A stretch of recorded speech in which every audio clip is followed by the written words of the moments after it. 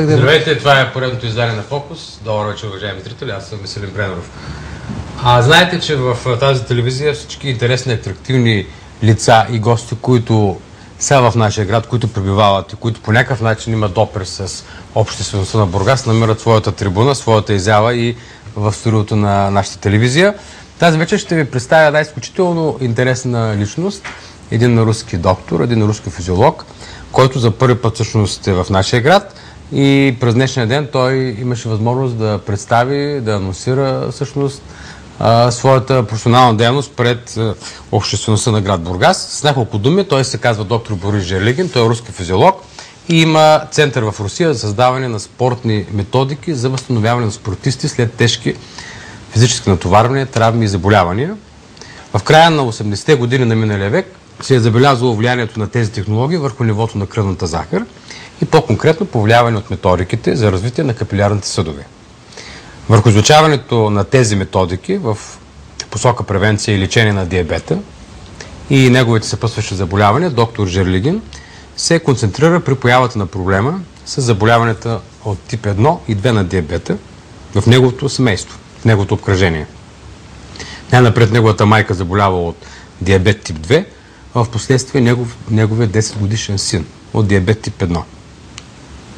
Той се справя успешно с този проблем, членовете на неговото семейство са успешно излекувани и ученият доктор Жерлигин продължава да работи, да се развива, да усъвършенства и прилага успешно тези свои методики. В Русия доктор Жерлигин създава клуб с Богом диабет, където работи в много тесни контакти и с бащата на космическата поликлиника, руския професор доктор Иван Павлович Неумивакин. Толкова за мой гост. Сега с огромно удоволствие казвам добър вечер и добре дошъл в студиото на канал 0 на доктор Борис Жерлигин. Докторе, добре дошли в Бургас и България. Добро пожаловать в България, в Бургас. Разбрах, че за първи път сте в България. Узнал, что вы впервые в България. Да, в первый раз. Да, за първ път. Какво знаехте за България преди да дойдете тук? Что вы знали о Болгарии до того, как приехать? Ну, мало чего знал, но теперь буду больше. Малко знаех, но сега със сигурност повече ще науча. Първите впечатления от Бургас? Первое впечатление от Бургас. Приятные. Приятни.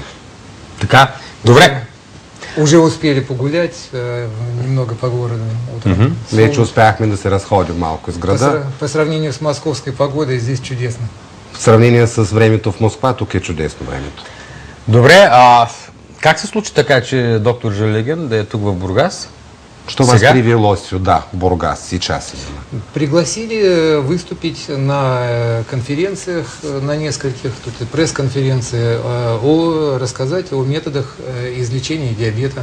Поканиха ме да участвам в няколко конференции, в това число и в прес-конференции по методиките, по технологиите за излекуване от диабет. 14 ноября будет Международный день диабета, борьбы с диабетом, и вот с этим событием. 14 ноември е ден за световен ден за борба с диабета. Във връзка с това съм. Това е повода, всъщност, за който вие за първи път гостувате в България. Это повод, в сущности, в связи с чем приехали в Болгарию. Да, это основное. То есть мы в Болгарии хотим провести и испытания, если это получится, методик излечения диабета разных типов. Искаме да проверим система от изпитания, от проби за технологиите за излекуване от сахарен диабет, ако това се получи, ако това се случи. Несколько месяцев назад я предложил родителям больных детей организовать такие методики, где бы то ни было. Преди няколко месеца аз предложих на родителите на деца, които боледуват от подобни форми на диабет, да се обединят да създадат нещо подобно. То есть мне в России удалось добиться бесплатного выделения очень интересных и перспективных лекарств для излечения диабета, которые сейчас... Значи в Русия успях да отвоювам, да се отделят количество от лекарства, достатъчно скъпо струващи. То есть выделят лекарства бесплатно. И издаването на тези лекарства да бъде безплатно. Которыми можно уже сейчас вылечивать диабет. Тоест държавата отделя средства за тези лекарства? Это государство выделяет средства? Нет, это не государство, это производители лекарств. Това са самите производители на лекарства. И Я предложил несколько месяцев назад родителям больных детей объединиться и добиться проведения испытаний. Так вот, в России никто этим заниматься не стал. Значи аз предложих на родителите да се обединят, за да могат да се изпробват тези лекарства, но в Русия нищо не се получи. Здесь Павлина Волканова организовала и мой приезд. Защо ли се получи в Русия? Почему не получилось в России?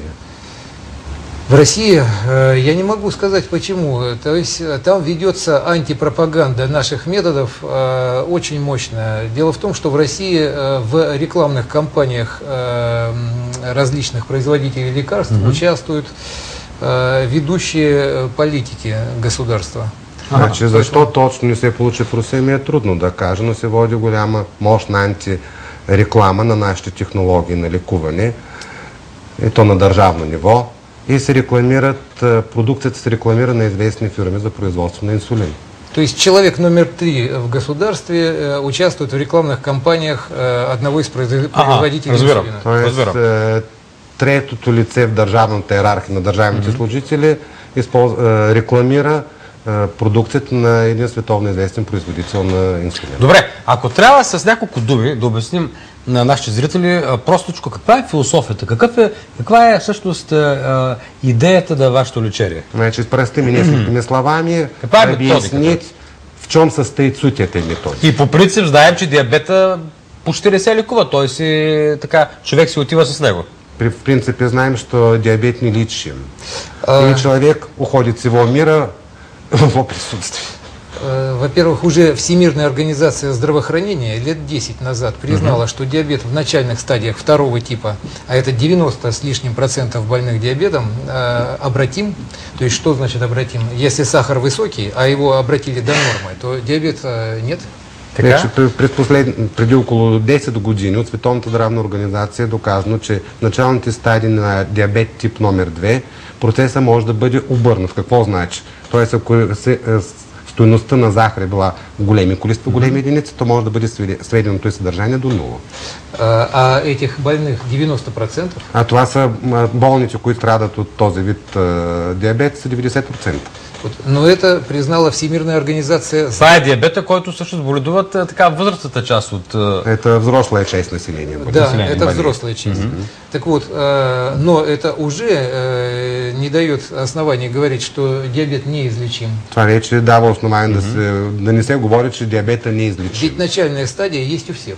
Защото начална стадия присъства при всеки. То е заложено във всеки един човек. Да, то е заложено в каждом организме. И вот теперь в каждом организме то мы предложили совершенно новый подход к лечению диабета. Он заключается в том, что ние предложихме нов подход към лечението на диабета и той се състои в следното. Он заключается в том, что мы предлагаем развивать вот такие внутриклеточные структуры. Ние предлагаме да се развиват ето такива вътрешноклетъчни структури. Прямо в них. Дайте, сега аз ще показвам, докторе, да. Така, какво е това? Сега обяснете го, да? Обясните, что это такое. Это митохондрия. Они есть в каждой живой клеточке. Во всяка жива клетчица. И в них утилизируется глюкоза. И в тях се утилизира, т.е. се консумира глюкоза от тези клетки. Чем больше таких структур в клетке, колкото повече е броя на тези структури в клетката, тем больше она способна глюкозу усвоить. Толкова тя в по-голямо количество глюкоза може да консумира. А в крови при этом глюкоза нормализуется. И с този процес се нормализира съдържанието на захар в кръвта. Звучи много така просто и логично. Это звучит очень просто и логично.